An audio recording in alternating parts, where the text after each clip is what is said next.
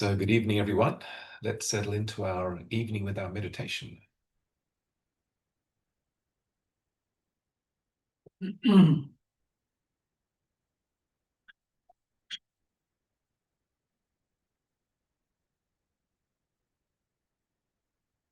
So having established our comfortable sitting position, aligning our body with some degree of symmetry, balance, poise, helping to enable an inner mindful presence. Our eyes gently closed, helping to bring awareness within, and having an initial deep, relaxing, letting go breath, breathing out any stress tension that might have been building in our body over the happening of this day, the happening of the week so far. Breathing out, relaxing, releasing, letting go. Ultimate spiritual practice, letting go. Letting go of issues, worries, concerns, roles and responsibilities, thoughts about what has been, thoughts about what might be, and allowing the mind to settle into the present moment, this place and point of existence, present, enabling a calm, objective, receptive, attentive knowing, attending to with attention the present moment, pure and simple, perceived and appreciated through the sense experience, the 5 physical sense doors, and also noticing the mental sense of any thoughts that might occur. But simply being present, receptive, attentive, and present. And before bringing awareness to our breath, our reference point for the present, just bringing awareness down into our body, away from issues and concerns, feeling into our body with awareness, this platform for experience, sensing, feeling our body sitting here as we come to our senses, both literally and metaphorically.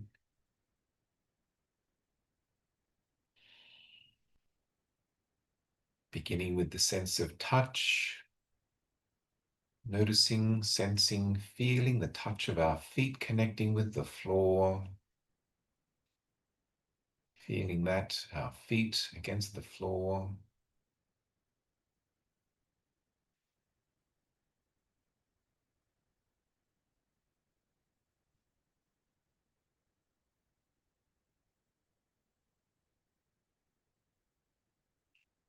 Then bringing our awareness up to sense and feel the touch of our body connecting with the chair, cushion or meditation stool, mindfully noticing, sensing, feeling that. Body connecting with chair, cushion or stool.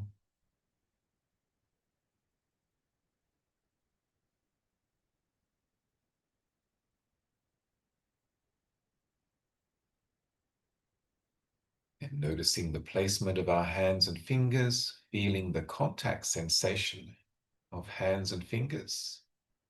Maybe one hand touching the other, or touching the fabric of our clothes. Just sensing, feeling, noticing that sense of touch.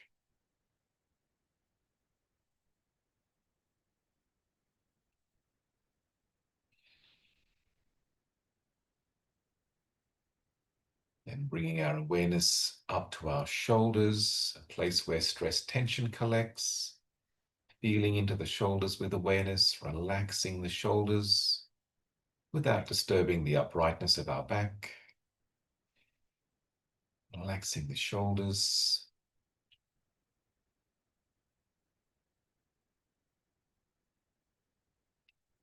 Then feeling down into the chest area. Relaxing the chest area so we can breathe freely.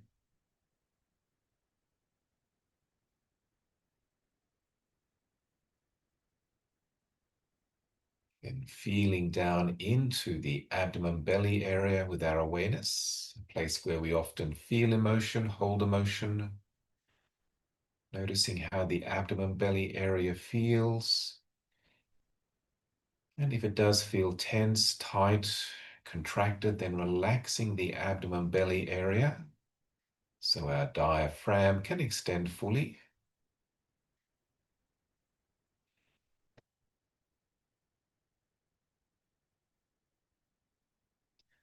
Then feeling the soothing motion, the gentle rising up with the in-breath, relaxing down with the out-breath.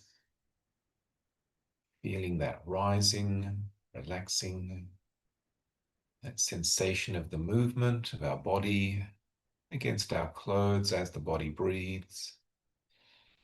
Rising, relaxing, letting our body find its own natural rhythm and process of breathing.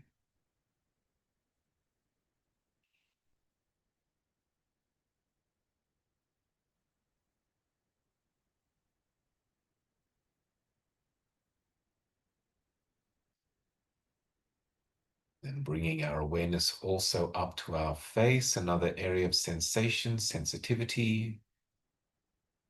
Noticing our face, maybe feeling the air connecting with our face. Another contact, tactile sensation. Feeling the air against our face.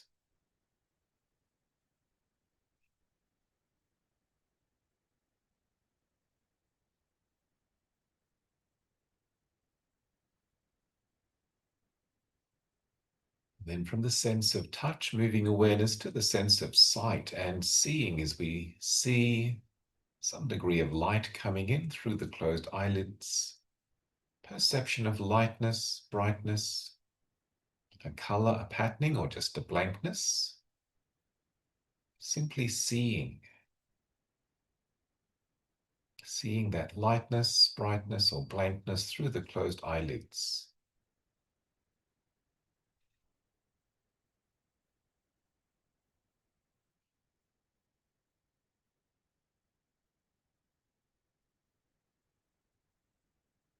Then bringing awareness to the sense of sounds and hearing, auditory experience. Hearing some sounds from in this room.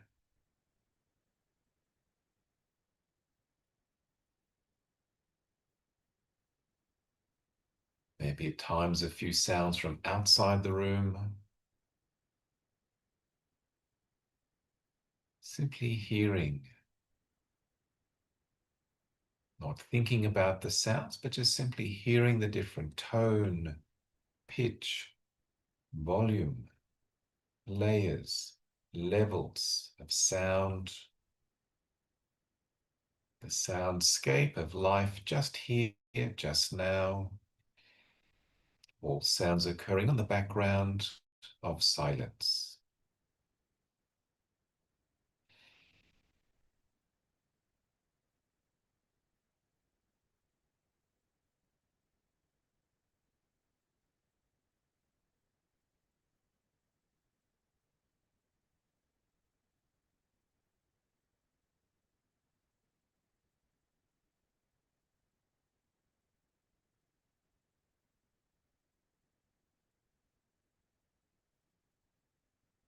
Noticing the last two physical senses, sense of smell and taste. Noticing the smell where we are, maybe the smell of incense, particular aroma, fragrance, scent, and also any residue taste flavors in the mouth, simply noticing.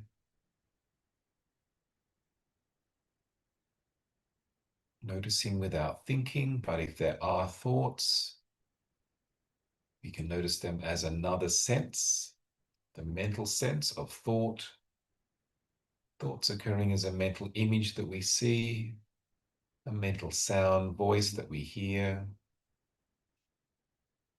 Even appreciating thoughts as just another sensory experience that we can be objective to, receptive to, non-reactive to, helping to move the mind beyond clinging, condemning, reacting, resisting, denying, distracting,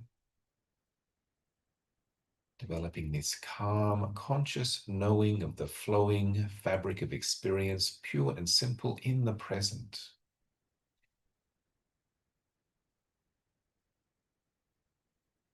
No need for mental comment, commentary, critique, concern, complaint.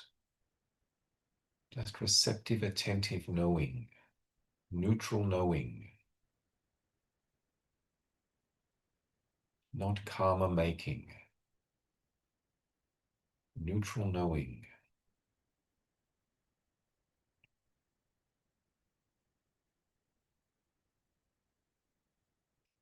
And particularly taking up as our primary object of meditation the tactile sensory experience of the breath, the sensation of the inflow, outflow of the breath,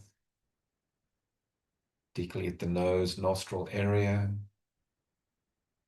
mindful awareness of feeling the inflow, outflow of each breath in each present moment.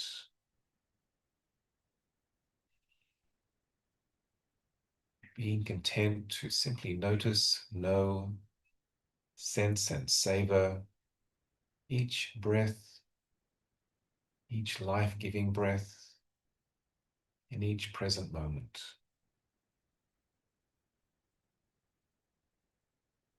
Living life simply,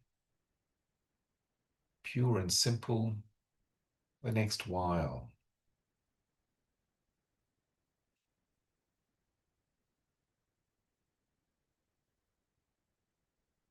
Meditation on being present, moment by moment, breath by breath.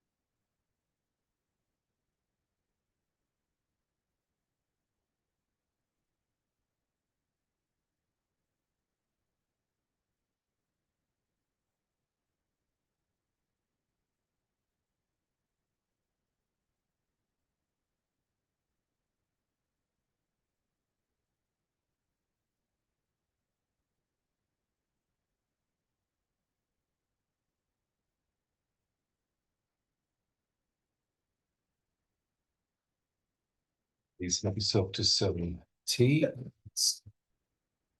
And also, Hannah has put a box of bananas out on the table with some brown paper bags. So please help yourself to a bag of bananas. Organic ladyfinger bananas. Yes. Take as many as you need because we've got another bunch that's going to be used soon as well. So please have some tea biscuits if you wish.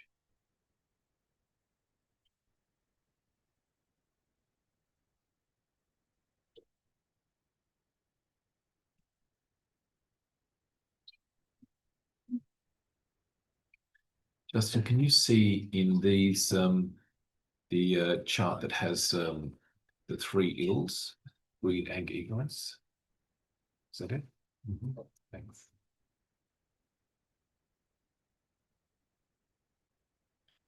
Okay, generosity, kindness, wisdom.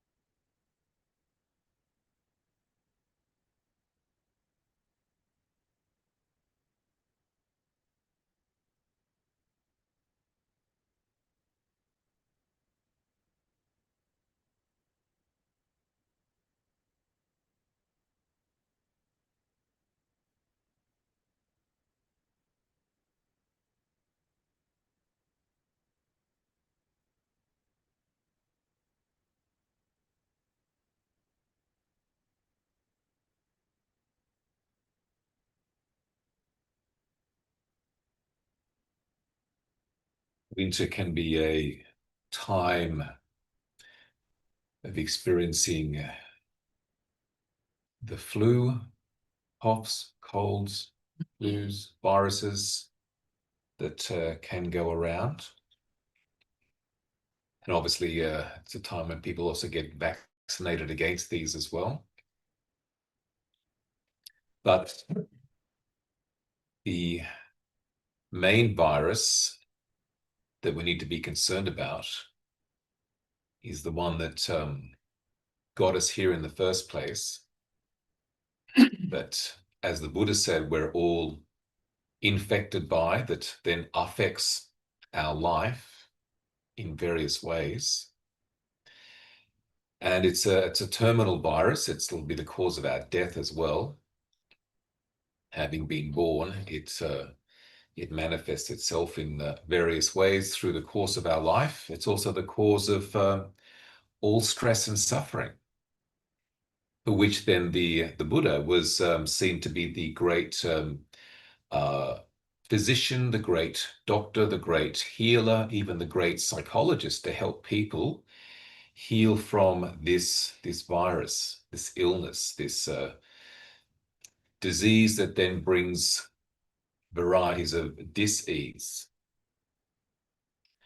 And this virus that people are inflicted with, infected with, and also go on to infect others with as well, um, is something that's really, really important to be aware of, to note how it manifests within ourselves, how it might be manifesting within others so that we can see it and therefore be careful.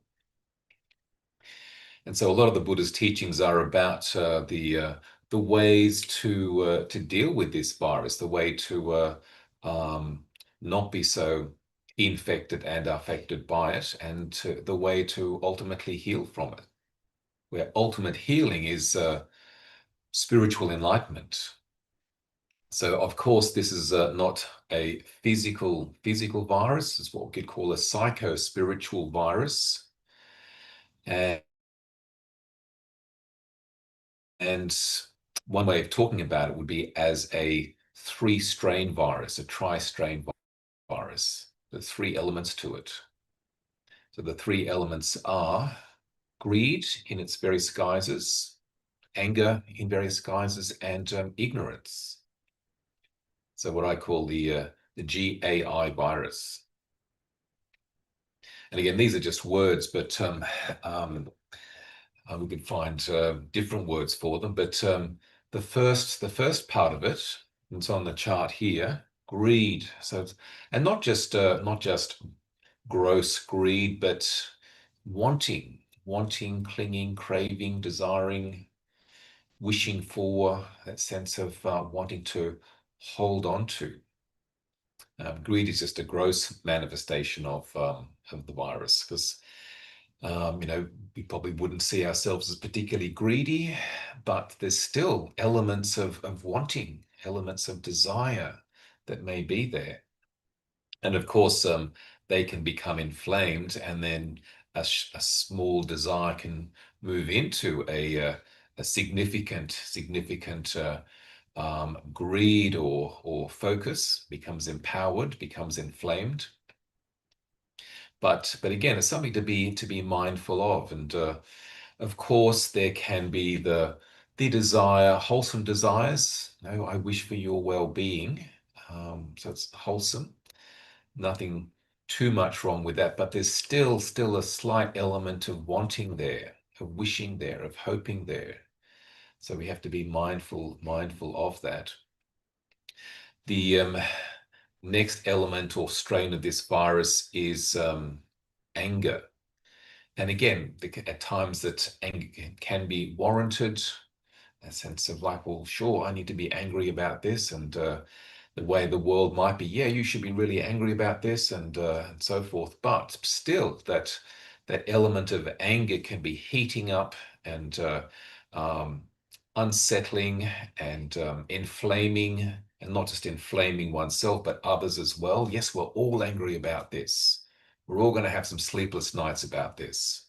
We're all going to sort of have our stomach churning about this. So yes, even though it's a psycho-spiritual virus, but it can be really infecting and affecting us physically as well, even to the point of behavior that can go on.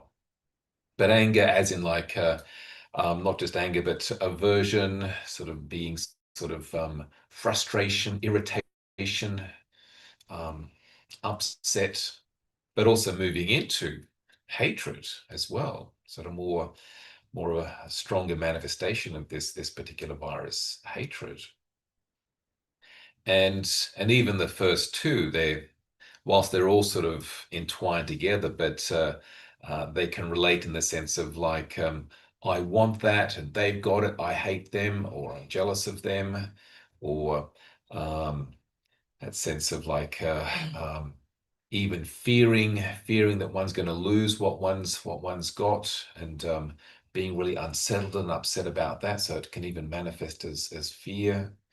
And but both these two elements, the greed, the wanting, the lusting even, and the anger, aversion, hatred, they're intimately tied in with the more core root of the virus, which is ignorance.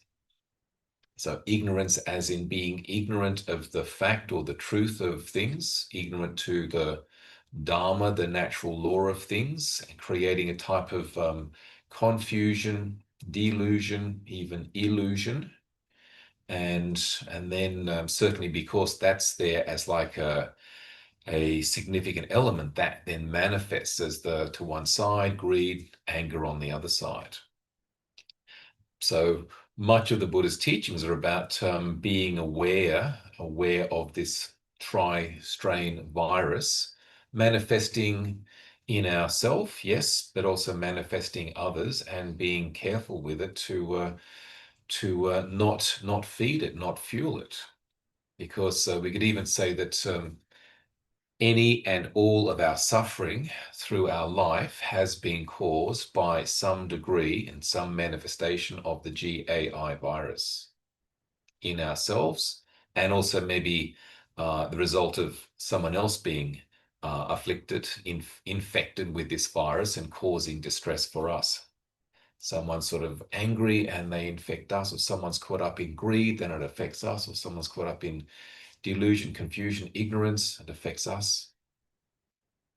But not just ourselves, we could say that the whole world, all the suffering and stress in the world fundamentally comes back to greed, anger, ignorance. And not just on an individual level, but on a yes, a global level, but even between cultures, between countries, between nations. A lot of the suffering comes back to greed. Even like we've got you've got what we want, so we're going to exploit it. We're going to get it, and we're going to mine it. And even if we're paying for it, but still it might be causing suffering for other people in some sort of a way. The deforestation of certain areas all comes back to greed and then anger and ignorance. So appreciating that is about finding, okay, well, what is the antivirus? What is the antivirus? What do we need to enable, cultivate, create, generate, and spread as an antivirus to help dissolve and disappear the virus within us and also within others? And so we can obviously see the opposite of these three, the opposite of greed, anger, ignorance. So the opposite of greed, we have generosity, liberality, giving, sharing, which yet yes, naturally helps to dissolve that sense of wanting, and sense of being able to let go and give up and share. Very, very important, very powerful even. Communities are built by that sense of giving and connecting and sharing and appreciating others, not by the taking and having power over others. Even in relationship as well, the more generosity, the more a sense of connecting and sharing, which is an expression of kindness, then it creates a sense and empowers relationships within individuals, within couples, within families, extended families, communities, and so forth. And people feel really good about that. It's a good feeling. Yes, I can be generous. I am generous. I have been generous. I've been the recipient of generosity. Very, very powerful. Great healing balm. So generosity is a way of counteracting greed. And then we obviously have kindness, care, compassion to help um, take away the anger and resentment and frustrations and hatred, aversion that can occur. And even the kindness and care in itself is also a gift. The gift of kindness, the gift of compassion, the gift of care, the gift of support is another another aspect of giving. And certainly it's a cooling balm to the heat and that comes from the fire of anger. If we could see more of that within in the political sort of stage, in the political sort of scenery, that more compassion and kindness also then manifests as generosity and support, as opposed to the opposite, which can be dehumanizing for people when they get caught up in either greed or anger. But because it's coming from ignorance, um, the greed and the anger won't be dissolved unless the ignorance is dissolved, which is through wisdom, through right understanding, through wisdom, through a growth of understanding the true nature of things, understanding what is the Dharma, the natural law of things, appreciation of cause and effect, and also an appreciation of the fact that all things change. All things change. Impermanence and fluxing change is a fact and part of life. Would be unwise to think, no, things change. Things don't change. They last forever. So ignorance would be the illusion or delusion that of permanency, things last forever. Also that the second aspect of the truth of things, which is the word dukkha, or unsatisfactoriness, or a sense of stress or dis-ease or suffering, is a part of life. Even just dealing with these bodies, they're not always good enough. Sometimes they're quite bad. So the fact of that is a reality. So it would be unwise and unreal to think, no, there's no suffering in life. I'm fine. That's all that matters. Life is good. Life is fine. I'm fine. Well, that's not a reality. Life does involve stress, distress, dis-ease, despair, and suffering. It's a fact of life. And then also the third aspect of the true nature of things, which is the Buddhist word anatta, so that anatta, that there is no permanent, stable, static self. The sense of self is just that. It's a sense. It's a feeling. It's an idea. It's a concept. A concept that gives rise to conceiving, thinking, giving birth to the idea of conceit, self. Concept, conceiving, conceit. And that so it's would be unwise to think, no, well, I'm here. I've always been here. I've never not been me. That's not the reality. Me, self, is a fluxing, changing phenomena from moment to moment. And the things that the self is identified as are changing as well. If I am this body, then this body, this body's changing, so then self must be changing. This, if self is this state of mind, then that changes. The emotions, the moods, the thoughts, the things come and go. So even views and opinions, which might last for a while, but they can change over time. Even the sense of nationality can change over time as well, as countries change their borders, countries change their names as well. So everything that self is made of is time bound, impermanent, changing. So therefore, the self is not a permanent, static thing. So the wisdom of understanding that helps then to counteract the ignorance, the misunderstanding, ignorance as in like ignoring the truth of things, which then just feeds and fuels into the greed and the anger. So much of the Buddhist teachings is about healing the mind heart from this three-strain virus. And as a bit of a check-in for ourselves, what I find helpful is to note, okay, well, if there is some sense of stress or unease, maybe not gross suffering, but stress or unease or upset, then is it more a manifestation of wanting, or is it more of a manifestation of not wanting, disliking, pushing away? Or is it a manifestation of misunderstanding the true nature of things, being caught up maybe in self-centeredness, in ego? And then we can sort of see, well, Which one is it the most of? Maybe, again, a combination, but it might be one more than other. Why am I unhappy? Well, because I'm not getting what I want. So there's some wanting there. I'm not getting what I want, which could be as simple as, I wanted it to be a sunny day, but it's not there. So it's like, well, I'm not getting what I want. Not getting what you want is a source of stress and suffering. Second could be, um, I'm upset about something. Um, why are you upset? Because I've lost what I like and love. So there's a sense of attachment and then aversion to, I don't want to have to deal with this.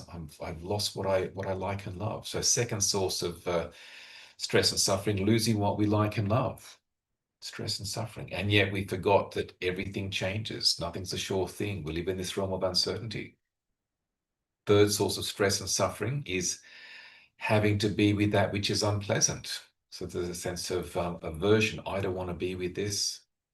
I don't want to deal with this. Whether it's the neighbors or the something else that's changed at work or wherever. I don't want to have to deal with this. I don't want to be with this. But you've got to be with this. Don't worry, it'll change in time. But a sense of like reacting or being averse to it. Having to be with the unpleasant is a source of stress and suffering. And the fourth source of stress and suffering is, as the Buddha said, having to deal with the realities of this mind-body complex. Because the mind-body complex, it changes, and it has naturally unease sort of built into the system. So by being aware of this, we're able to see, okay, my unease, is it more because of wanting, not wanting, or simply not understanding the true nature of things and being caught up in those four sources of stress and suffering? And then bringing understanding to the situation, and then maybe also bringing some generosity. Okay, well, I can let go of the wanting. They can have it. You can have it. Please enjoy. Um, or so with if there's hatred or aversion, to go, no, just compassion, kindness, and a sense of like letting go, um, appreciating peace. Appreciating peace is more important than holding on to things and getting reactive to things. Peace of mind, contentment. The Buddha said that there's a lovely phrase from Dhammapada where he says, a healthy mind is the greatest gain, obviously, especially through meditation. Contentment is the greatest wealth. A trustworthy friend is the best of kin. Unconditional freedom is the highest bliss. And so that unconditional freedom is a result of the mind being cured and healed from the greed, anger, ignorance virus. Next week, we'll have a look at how to use the four right efforts as a quintessential practice process for enabling us to enhance our psychospiritual immunity in dealing with this particular virus. And I think also that at this time, not just this time in the year, though maybe that's part of it as well, but this time in our lives, this sort of the zeitgeist, the mood, the sentiment that our world is faced with. It's there's a quickening, there's a heating up of more of greed, anger, ignorance, just with what's been going on in the world politically, environmentally, psychosocially. So it's like we have to strengthen our immune system, our psychospiritual immune system, so we're immune, not indifferent, but immune to being infected by information that we're privy to. Turn on the news, look at the news on your phone. It's like, oh my goodness, this is terrible, what's going on, and which can then cause anger and misperception, because we again get caught up in the sort of righteousness and ego-centeredness, and I'm right and they're wrong, or they're doing this, and so forth. So being able to bring a wisdom approach to what we're privy to, because the information's out there all the time. People are speaking about things, so we have to be careful we don't get upset, distressed, and infected as well. Or even like with at the moment, the situation with oil, getting oil to our country, and there's many countries at the moment that are suffering from loss of fuel and oil, and like the toilet paper issue with COVID. It's like, well, how much toilet paper do you need?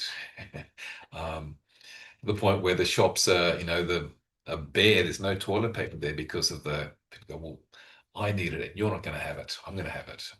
More for me. So being careful that we don't get caught into that at the moment in whatever sort of way it manifests, so that we're able to be a peacekeeper, both within and without, and generate the psychospiritual antivirus, putting out generosity, putting out kindness and care, putting out sort of wisdom and understanding into our relationships, into family, community connections, so that there's a sense of like helping to calm down and quieten down and cool down the planet, the global warming of the planet, which is not just an external global warming, it's a heat, the heat of the passions, of the defilements, the Buddhist word, the kilesas that are happening, more greed, more anger, more confusion happening. So to see what we can do as practitioners, as meditators, to be part of the relief, peace mission. So any thoughts in the last few minutes about this approach, dealing with the greed, anger, ignorance, tri-strain virus?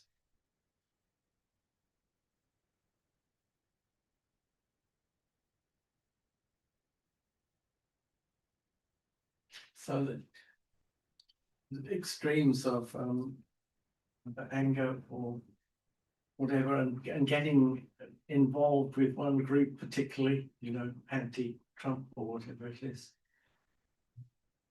only brings up the anger. So Yeah. the middle road is somewhere down the middle, with compassion for both sides, I suppose, is the way to go. Well, any worthwhile compassion comes from wisdom. Yeah. So if there's wisdom, so I would emphasize the wisdom aspect, which can then see where compassion and understanding can be helpful, not just blind compassion, because that can cause problems. Yes.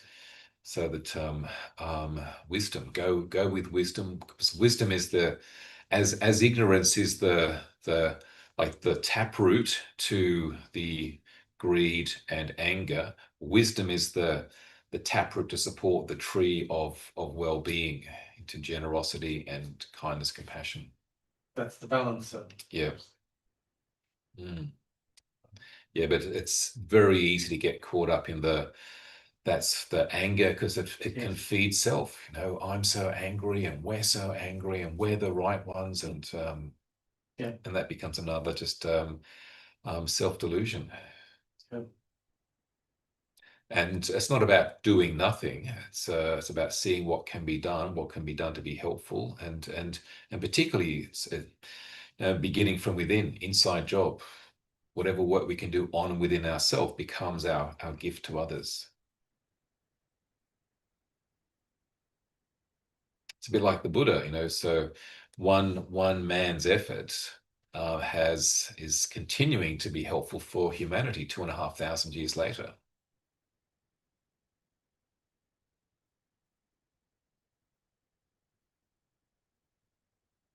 Any other thoughts or comments?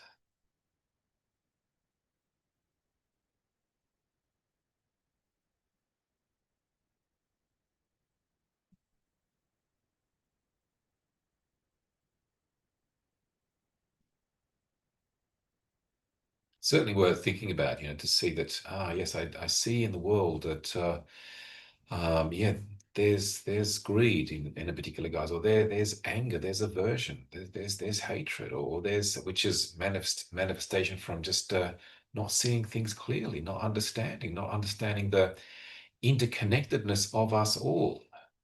and how what one person or one side might want to do for themselves will affect not just them, it's going to affect others, plus the karma of that, the cause effect dynamic of it. So it's going to come back in some sort of a way as well.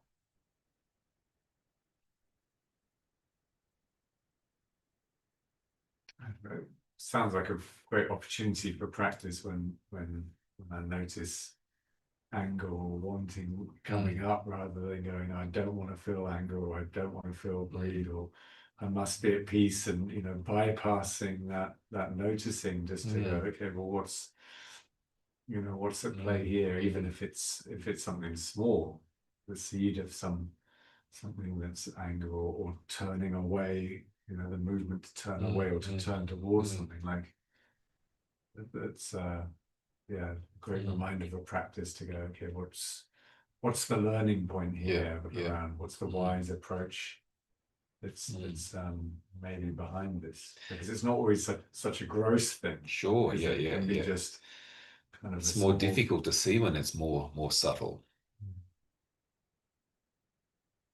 But certainly to the more mindful we are, the more we can see, sense, feel, know the subtleties of these as they arise, even where they might be hiding behind what might seem okay, but there's still desire wanting there. It's like, can you just remind me of the four stages, or four ignorant, the four sources of stress and suffering? Yep. So not getting what we want, and then losing what we like and love, having to be with the unpleasant, and then having to deal with the reality of the mind-body complex. Aging and illness and pain and discomfort and death. So all being a source of stress and suffering.